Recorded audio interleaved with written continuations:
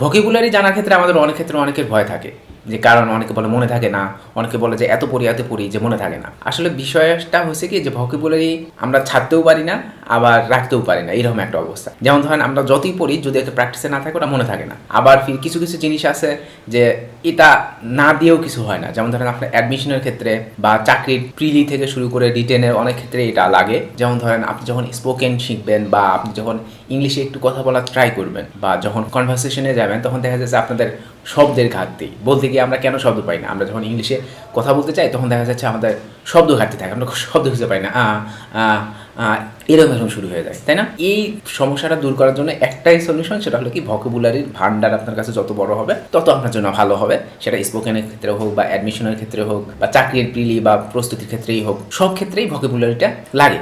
এখন কিভাবে এটা মনে রাখা যায়, আমি কিভাবে মনে রাখি? যেমন ধরেন আমি সি ইউনিট থেকে পরীক্ষা দিতাম, ঢাকা ইউনিভার্সিটি অ্যাডমিশন টেস্টের যেটা ছিল গ ইউনিটে, মানে বিবিএর জন্য দেওয়া লাগতো।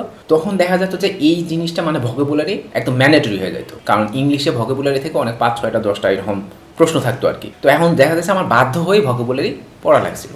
যখন অ্যাডমিশনের সময় আমার ভোকাবুলারি এত বেশি পড়া লাগছে যে আমি দেখলাম যে 7,000 8,000 এরকম ওয়ার্ড মিনিং আমার মুখস্থ রাখা লাগছিল।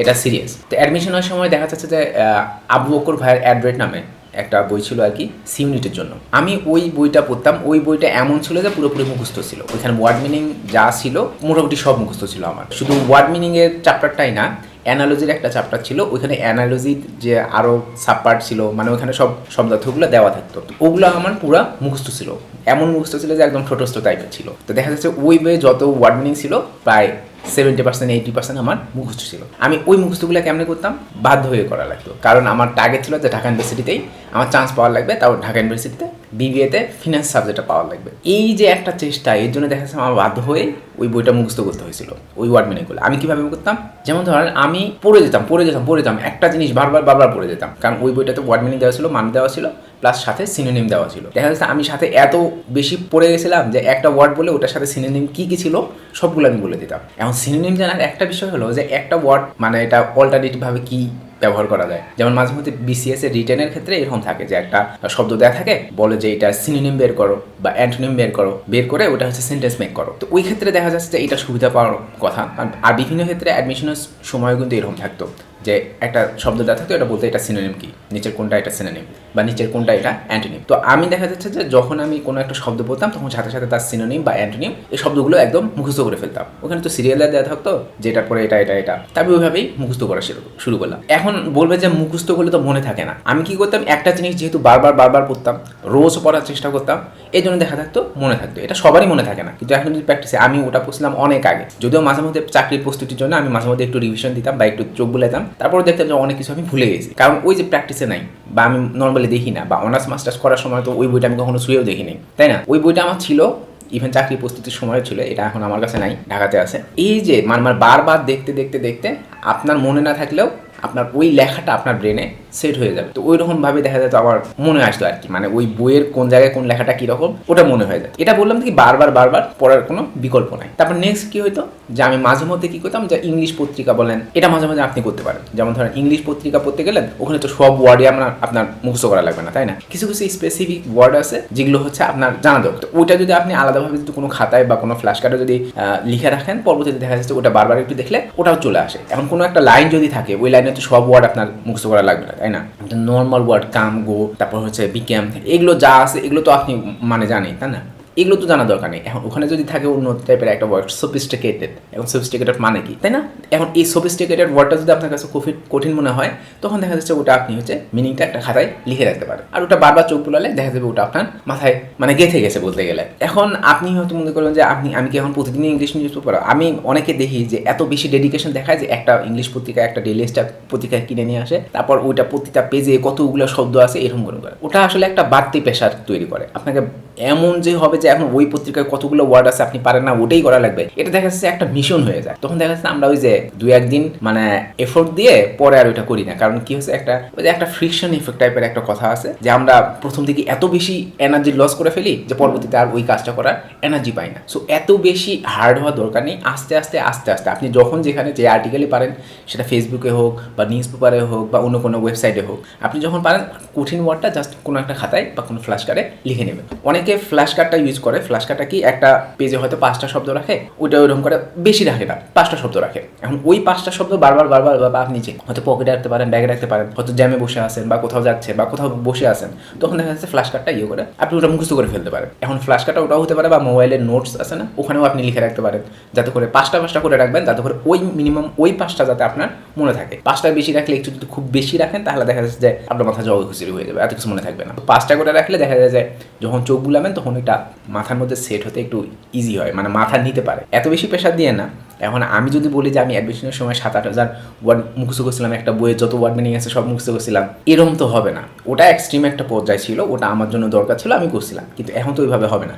এখন চাকরির প্রস্তুতির জন্য আপনার কি একদম ওয়ার্ড মিনিং এত বেশি জানা দরকার? একটা বিষয় হলো যখন আপনি ওয়ার্ড মিনিং শিখতে যাবেন তখন কি হয়েছে, কোনো একজন পার্টনারের সাথে বা অন্য কাউকে দিয়ে ওয়ার্ড মিনিংগুলো ধরা আর কি। হয়তো আপনি কাউকে বলতে পারেন আচ্ছা আমি এগুলো পড়ছি, একটু ধরতো এখান থেকে হয় কিনা। সেও যদি ভোকাবুলারি শিখতে চায় বা তারও যদি এরকম কোনো আশা থাকে, মানে দুজনের ইন্টেনশন যদি এরকম হয় যে ভোকাবুলারিটা একটু ইমপ্রুভ করা, আপনার যাতে ভোকাবুলারি যে ভান্ডারটা আছে এটা ইমপ্রুভ করা, তো তার সাথে আপনি হেল্প করে মানে একজন আরেকজনকে ধরাধরি করা আর কি।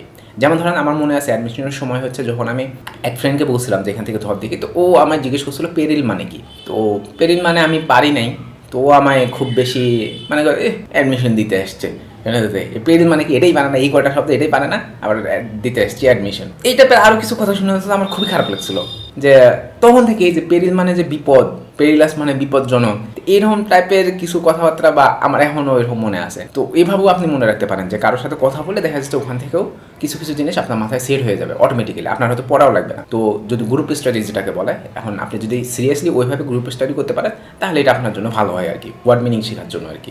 এখন আপনি যদি মনে করেন যে পিলিতে তো খুব বেশি ওয়ার্ড মিনিং আসে না, চাকরি পরীক্ষার কথা বলেন বা বিসিএস বলেন, অন্যান্য পরীক্ষার কথা, খুব বেশি ওয়ার্ড মিনিং আসে না, তাহলে এত কি এফোর্ট দেওয়া ঠিক হবে?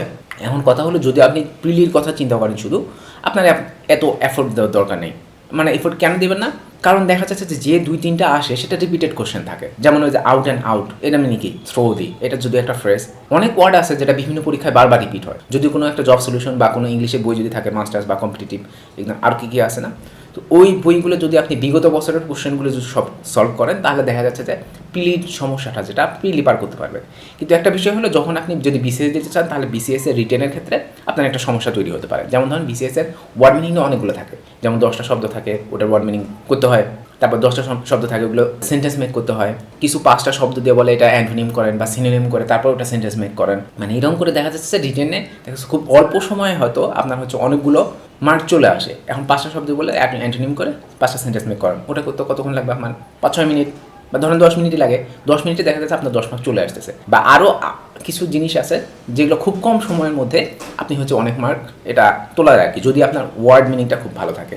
যেমন একবার কোনো একটা রিটেনে আসছিল যে এমিশনের হচ্ছে সিনোনিম কি। এখন আমার মাথায় তো ওরকম কিছুই আসতেছিল না, ফার্স্টে থ্রোয়িং আসছিল, ওটাই ঠিক ছিল, কিন্তু আমি এত কিছু হচ্ছে এমিশনের এক্সট্রাক্ট। এখন এমিশন আর হচ্ছে এক্সট্রাক্ট যদিও দুটো বের করা, কিন্তু এক্সট্রাক্টটা চুয়ে বের করা বা বিয়ে করে বের করা, এমিশন তো একদম ছাড়াই দেওয়া, তাই না? তো থ্রোয়িং দিলে ঠিক আছে, মানে আমার মাথায় এতই হয়েছিল তখন এক্সেল বা এনহেল এরকম টাইপের কিছু ওয়ার্ড ছিল, ওগুলো আমার মাথাতেই আসতেছিল না বা আমি কম্পেয়ারও করতে পারতেছিলাম না আসলে কি। মানে একবার একজন বলতেছিল যে পরীক্ষার হলে মানে ইকোনমিক্সে পড়ে আসছি, অথচ বিনিয়োগের ইংলিশ যে ইনভেস্টমেন্ট এটাই আমার মাথায় আসতেছিল না। তো এই ধরনের সমস্যাগুলো তৈরি হয় আসলে এক্সাম হলে, এত বেশি প্রেশারে থাকা হয় যে এগুলো মানে মনে থাকে না। তো এই জন্য দেখা যাচ্ছে আপনার শব্দ ভাণ্ডারটা যদি খুব বেশি ভালো থাকে, খুব রিচ থাকে, তো তখন দেখা যাচ্ছে যে আপনি বিভিন্ন ক্ষেত্রে, সেটা চাকরি পরীক্ষা হয় বা স্পোকেনে বলেন, সব ক্ষেত্রে আপনি একটা প্রিফারেন্স পাবেন, মানে ভালো একটা দক্ষতা আপনার মধ্যে তৈরি হবে। তো এর জন্য ভোকাবুলারি বাড়ানোর কোনো মানে অন্য কোনো ওয়ে আমি দেখি না আর কি। আপনি সিম্পল সাধারণ শব্দ দিয়ে আপনি হয়তো অনেক কিছু করতে পারেন। এখন ওখানে আপনি যখন স্পোকেনের ক্ষেত্রে যখন একটু সফিস্টিকেটেড ওয়ার্ড ব্যবহার করবেন তখন দেখা যাচ্ছে ওটা একটু ভালো শোনায় আর কি মাঝে মধ্যে, তাই না? তার মানে এই না যে খুব বেশি কঠিন শব্দ ব্যবহার করবে যেটা কেউ জানেই না, বোঝেই না, এরকম কিছু না। কিন্তু পরীক্ষার হলে তো কঠিন সহজ এরকম কিছু আসে না, দেখা যাচ্ছে এমন একটা ওয়ার্ড দেবে যেটা কখনো জীবনে শোনেনি। তো এর জন্য দেখা যাচ্ছে যে ভোকাবুলারিটা আসলে দরকার, সেটা আপনার পরীক্ষার ক্ষেত্রে হোক বা দৈনন্দিন জীবনের ক্ষেত্রে হোক, সব ক্ষেত্রেই। তো এইভাবে চেষ্টা করা যায় আর কি। আমি যেভাবে ভোকাবুলারি পড়তাম আমি ওইভাবেই বলার চেষ্টা করলাম।